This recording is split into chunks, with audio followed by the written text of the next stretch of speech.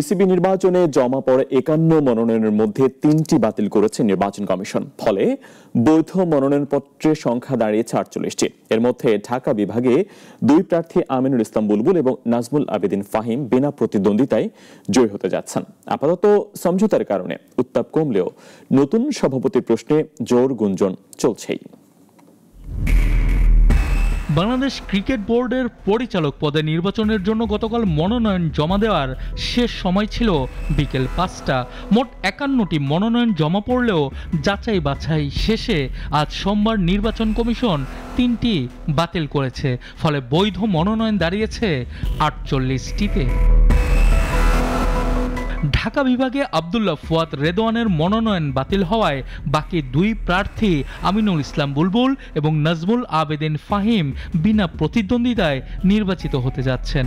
বাতিল হওয়া বাকি 2টি মনোনয়নের একটি চট্টগ্রাম বিভাগের চাঁদপুর জেলা ক্রীড়া সংস্থার আরেকটি রাজশাহী বিভাগীয় ক্রীড়া সংস্থার। তফসিল অনুযায়ী আগামীকাল মনোনয়ন বাতিলের বিরুদ্ধে আপত্তি জানানো হবে। আবেদন করলে শুনানি শেষে চূড়ান্ত সিদ্ধান্ত দেবে নির্বাচন কমিশন।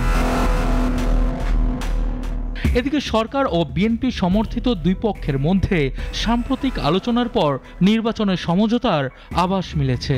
ফলে আগামী নির্বাচনী উত্তাপ অনেকটাই কমেছে। পরিচালক পদ ভাগাভাগির বিষয়েও প্রাথমিক সমঝোতা হয়েছে বলে জানা গেছে। গুঞ্জন রয়েছে বর্তমান বোর্ড সভাপতি আমিনুল ইসলামই ভবিষ্যৎ সভাপতি হিসেবে একমাত্র প্রার্থী। রাজনৈতিক সমর্থন থাকা সত্ত্বেও জাতীয় দলের সাবেক অধিনায়ক তামিম ইকবাল এখন কিছুটা ব্যাকফুটে। তবে সমঝোতার অংশ হিসেবে তাকে ক্রিকেট পরিচালনা বিভাগের প্রধান করা হতে পারে।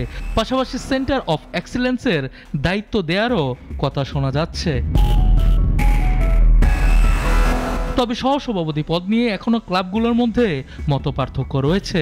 যদিও প্রায় নিশ্চিত 2টি সহসভাপতি পদই ক্লাব থেকে আসা পরিচালকদের হাতেই যাবে। সানিয়া আহমেদ, নাগরিক, ঢাকা।